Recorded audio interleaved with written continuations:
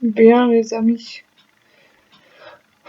c'est une semaine vachement compliquée pour moi, qui est très mal commencé déjà lundi, qui a ensuite mal continué mardi, même si j'étais accompagné de quelqu'un de très bien. Euh, mais c'est une mauvaise semaine, voilà, c'est une mauvaise semaine pour moi.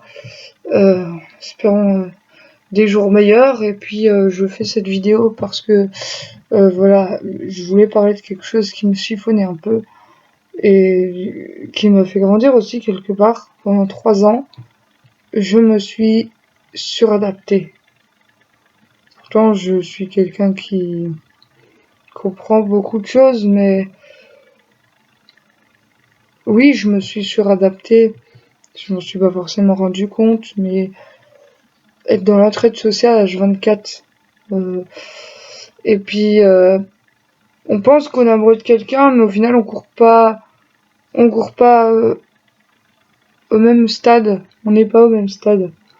Donc on est tout le temps dans l'assistance.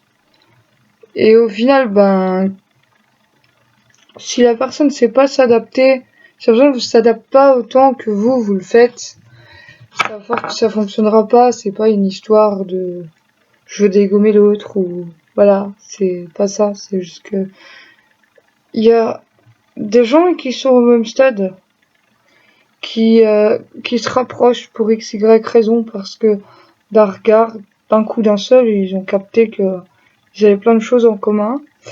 Et puis ils sont reconstruits, ils veulent se reconstruire à deux quelque part.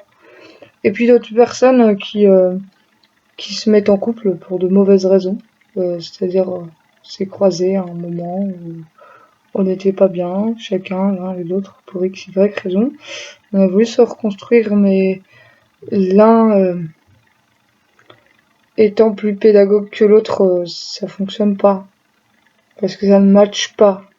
Parce que y en a un qui est plus terre à terre et qui voit vraiment tous les problèmes, tous les détails, tout.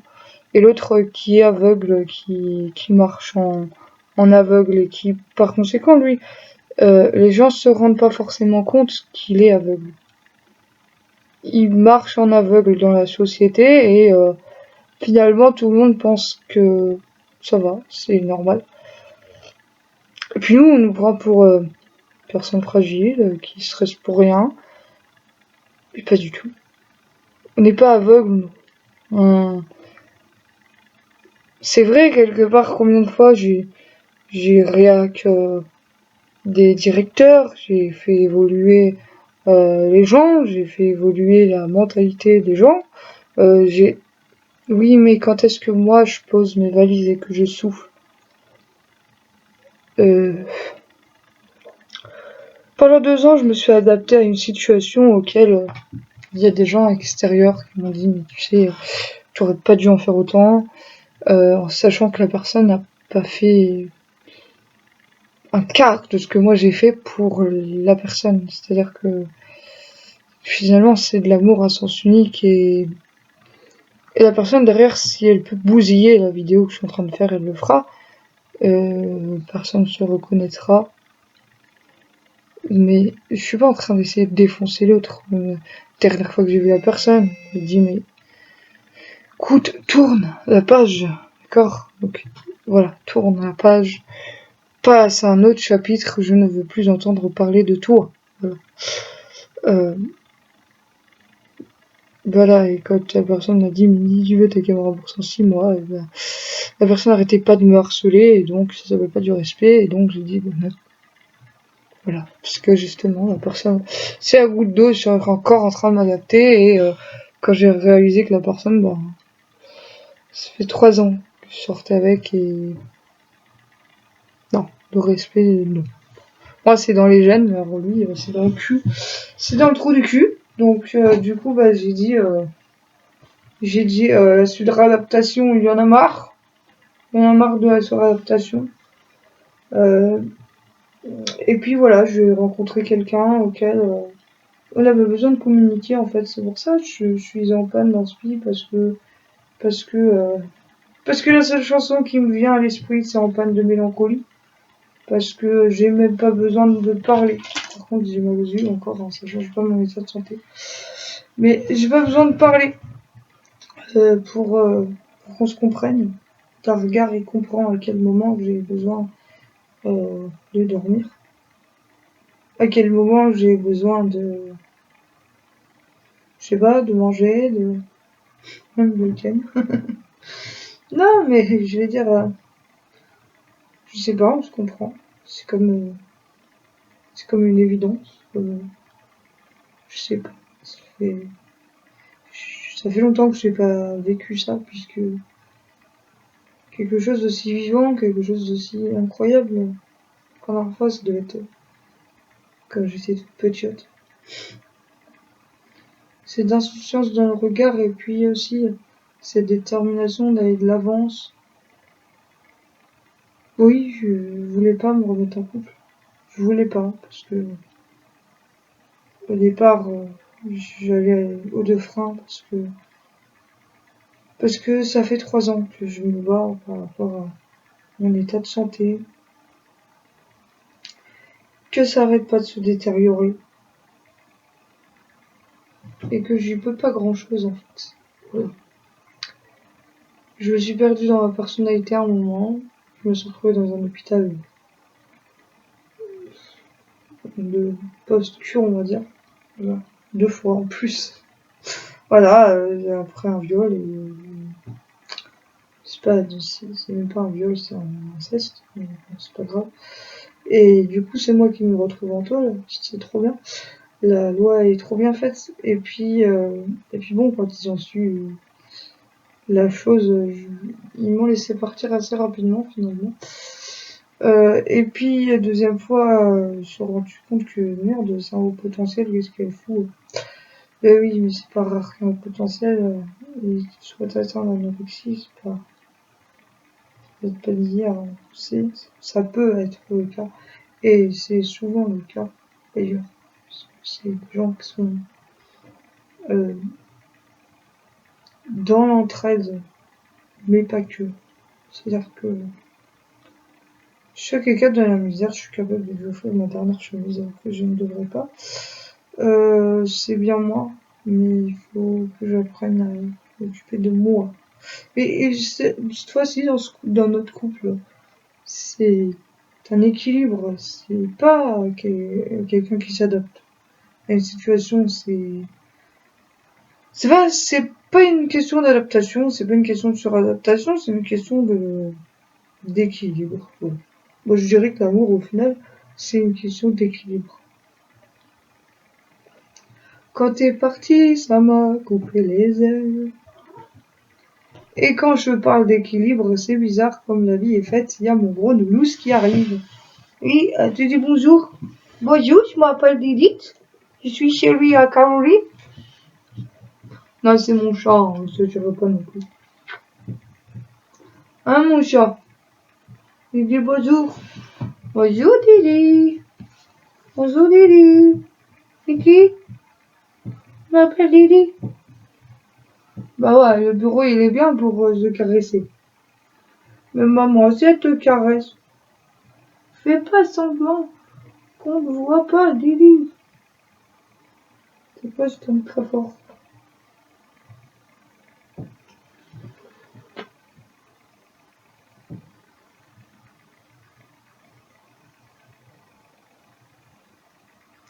Bon voilà, c'est pas une bonne semaine pour moi, je suis allée au tribunal.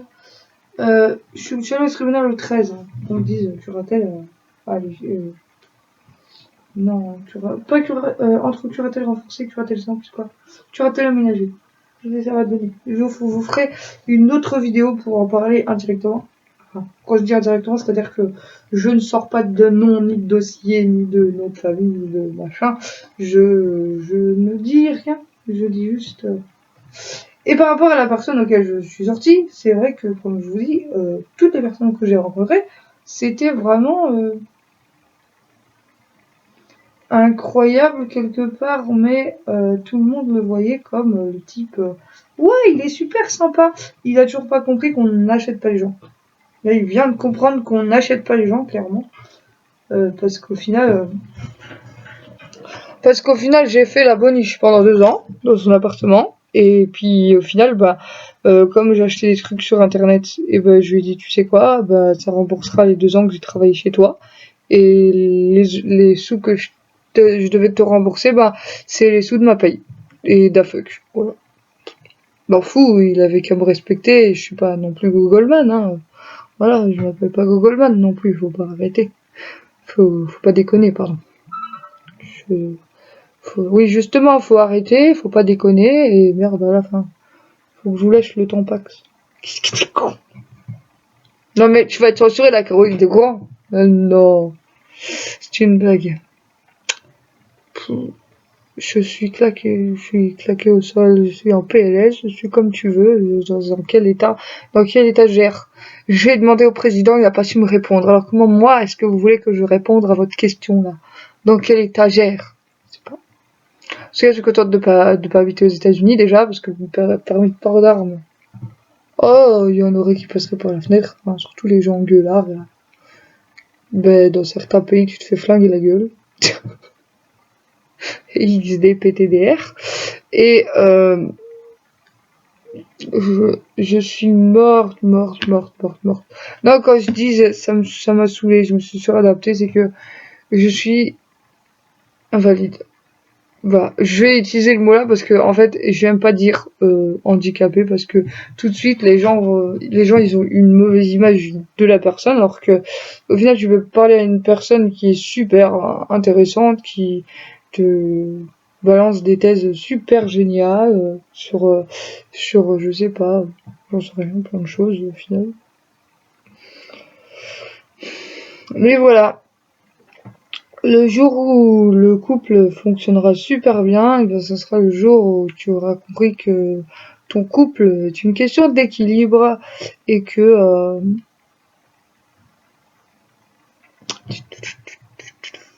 au final, ça va. Mais moi, juste mon équilibre est en train de se péter la gueule par rapport à mes problèmes de santé. Donc au final, est-ce que en ce moment, je vis un équilibre amoureux, mais je vis pas un équilibre physique. Donc au final, je suis en train de péter un câble pour retrouver un équilibre physique et j'espère sans nul doute que passer la fin de l'année sans faire un arrêt cardiaque, ça m'arrangerait parce que vraiment lundi, j'ai vraiment cru que j'allais finir par acheter 4 planches, si vous voyez ce que je veux dire, après l'effort physique de ramener mes courses alimentaires, j'ai senti comme si on m'avait tiré dans le cœur et une énorme arrachement musculaire comme ça, c'est super bizarre et super mal. En même temps, j'ai crié, ça me fait mal. Et mais je m'en remets pas, franchement, j'ai pris le rythme cardiaque un petit peu en repos, je suis reposé un petit peu à un quart d'heure et dans les escaliers, donc j'irai peut-être une demi-heure après, j'étais à 88 pulsations par minute, donc c'était pas tachycardie mais pas loin. Euh, et ça s'annonce très mal cette histoire, hein.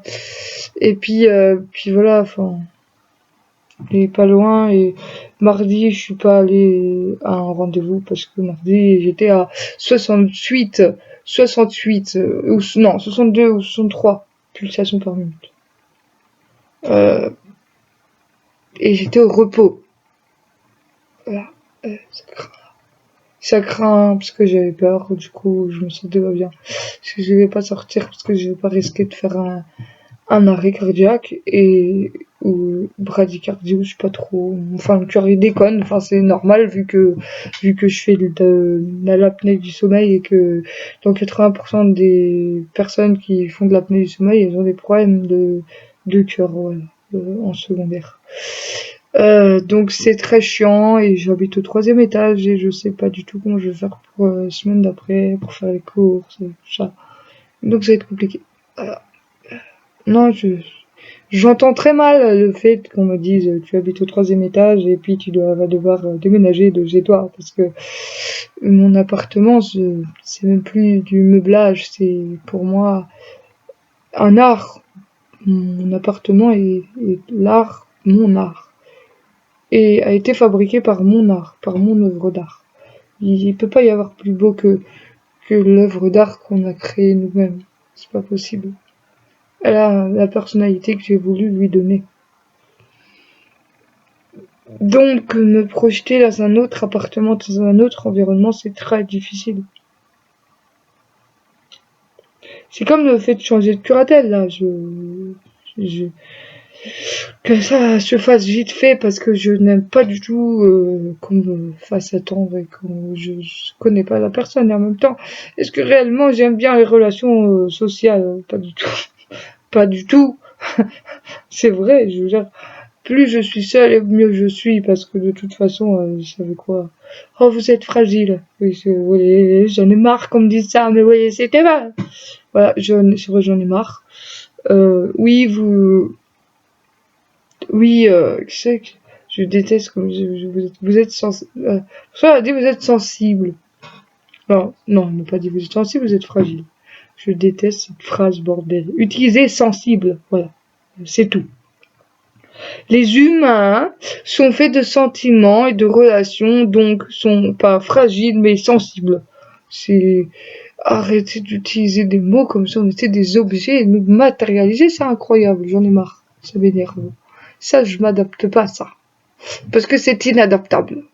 Que je dise de mon jouet tu es fragile, je m'en fous, puisque c'est un objet. Je peux pas utiliser ce terme en parlant de quelqu'un, ça ne se fait pas. Voyons. Non, je veux dire à personne.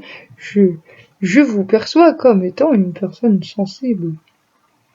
Dotée d'une sensibilité qui, en général, est dotée d'un certain point d'intelligence.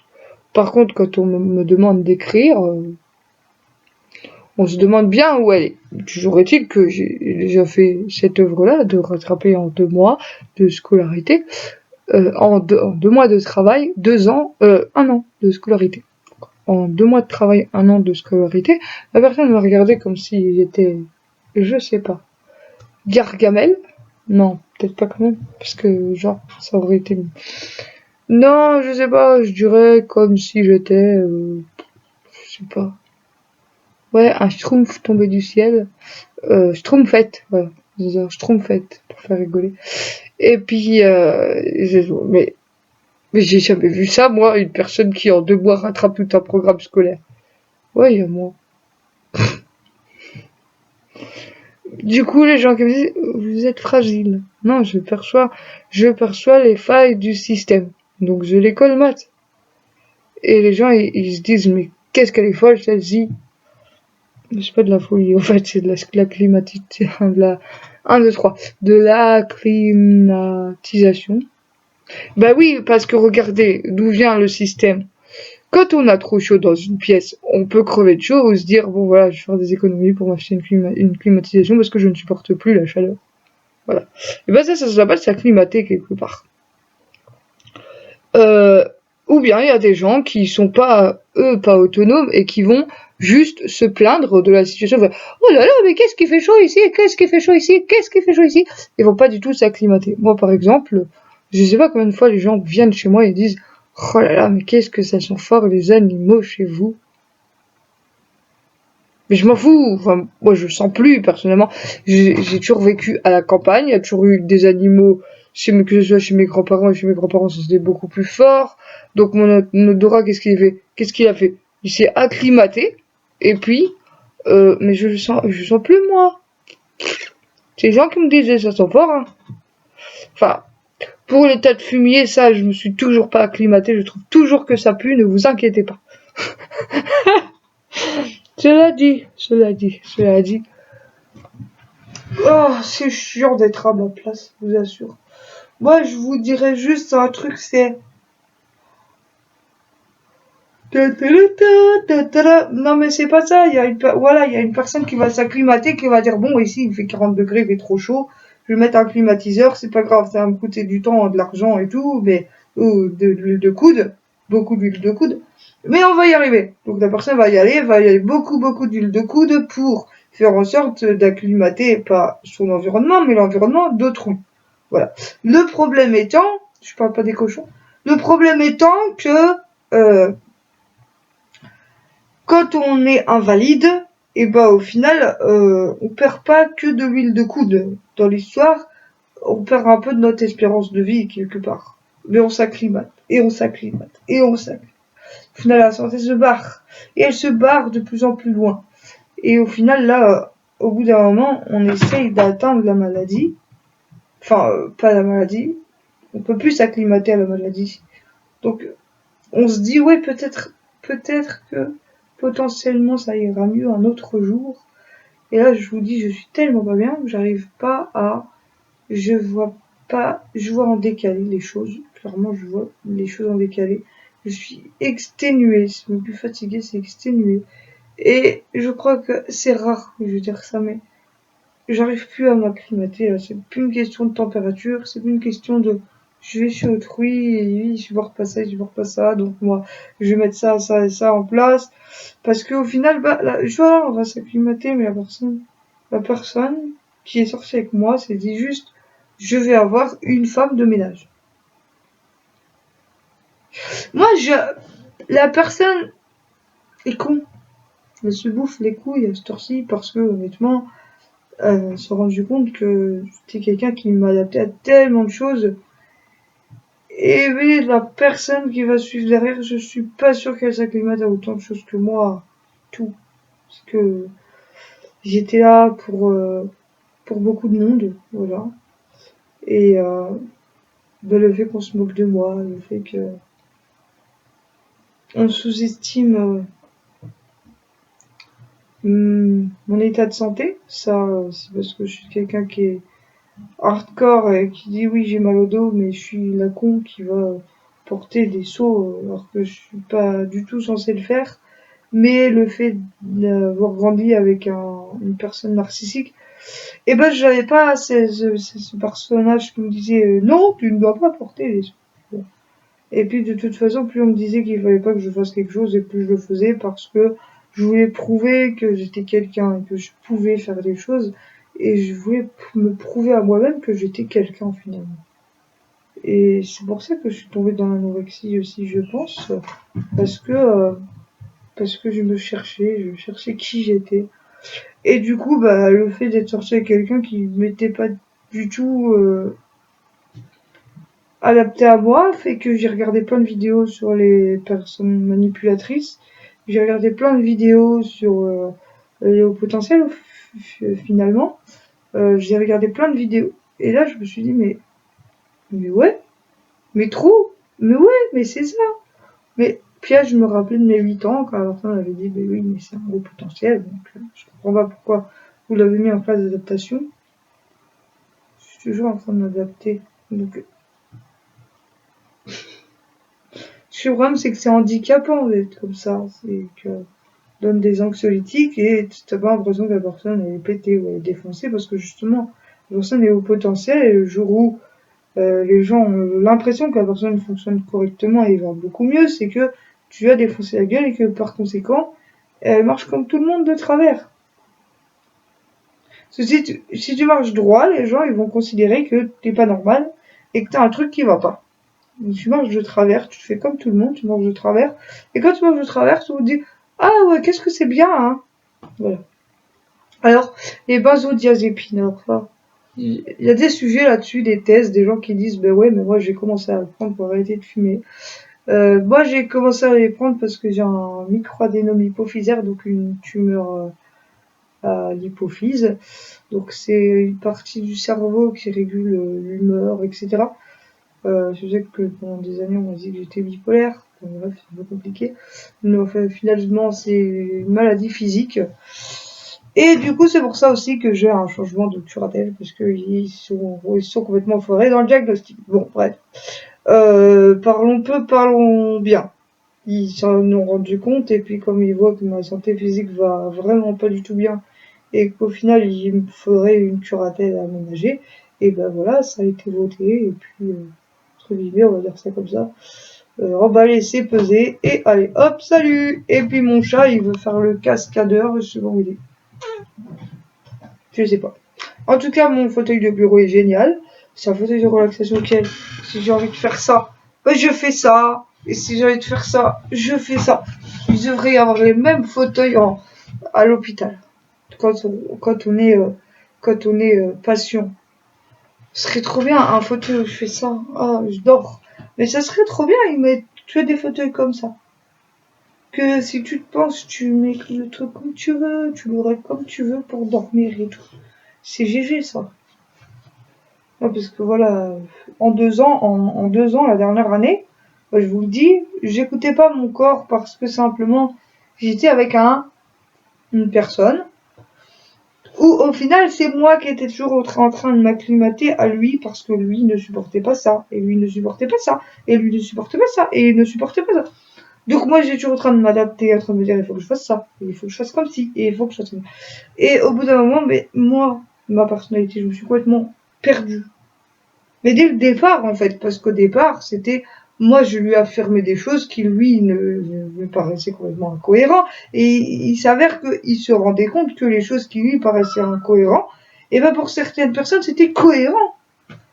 Il y a des fous sur Terre, oui. Mais c'est pour ça que je lui ai dit, je ne te ferai pas voir certains aspects du tableau parce que c'est trop moche. C'est trop moche. Quand le tableau est trop moche, tu vas pas amener quelqu'un à aller voir euh, aller au cinéma voir un truc super moche, à part si ton pire ennemi et que t'as envie qu'il te foute la paix, quoi. Donc voilà, j'avais vraiment envie que ça dure, donc je lui ai dit, bah, écoute, non. Euh, Est-ce que la suradaptation peut tuer quelqu'un? Presque, mais pas tout à fait. Voilà. J'avais chanté la chanson Je reste debout parce que j'étais dans une période où il y a des moments où je suis pas bien, je suis déprimée, je suis fatiguée, épuisée, exténuée, ce que vous voulez, je sais pas. Et puis il y a d'autres moments où ça va mieux, mais là depuis lundi, le cœur il me lâche pas, vraiment. Et je sais pas si je vais finir la semaine, donc voilà, je vous redirai ça dans une autre vidéo si j'arrive à finir la semaine. Alors, est-ce que mon Gus il fume un jokes? Non, non. Mais lui, il a pas appris à prendre des benzodiazépines, alors fume un jokes, c'est ce que vous voulez que je vous dise. Alors, oui, les benzodiazépines, je finis. Euh, Est-ce qu'on peut penser à tout ça en une seule vidéo? J'ai même pas fait de rush. Euh, oui, non, mais c'est pas si mauvais que ça pour les personnes qui ont une tumeur cérébrale. Voilà, c'est tout. Et de toute façon, je le savais puisque j'ai indirectement une personne de ma famille a connu directement une personne qui avait une tumeur cérébrale et la personne disait effectivement que pour ces personnes-là, vous leur donnez des anxiolytiques et personnes fonctionnent normalement. Alors que sinon, bah, elles fonctionnent droit et les gens se disent ça va pas. Ça ne va pas, ça ne va pas. Ça ne va pas, la personne, elle fonctionne droit. Donc, je me demande toujours sur quelle étagère, voilà, parce que j'ai pas l'impression que l'État gère quelque chose, à part, rien. C'est pas, il gère rien. Il gère même pas une petite bactérie invisible, là, qui, se cache derrière le trou du cul d'une vache. Ils savent pas le gérer. Et ça a commencé par la connerie humaine du oui, mais ça rapporte pas assez d'argent, donc on garde pas. Ouais, enfin, sauf que il y a l'épidémie qui est arrivée et ta connerie du on pense qu'au fric nous a tous foutus en l'air. Parce que à ce tour-ci, si on n'est tous pas bien, c'est à cause de cette connerie de mentalité à dire bah puisque ça ne rapporte pas un rond, et ben on va les brûler les masques. Et aujourd'hui, eh ben on est tous au même plan. C'est-à-dire, ok, on en fait quoi? Et ouais, là, justement, je fais plein de vidéos pour rigoler, pour sortir des foutaques à vous, pour faire des vidéos drôles et tout, mais là, bah, je suis, ciao, au revoir, salut, au revoir, bye bye. Je suis complètement morte et j'espère que ça ira. Bon, tchuss,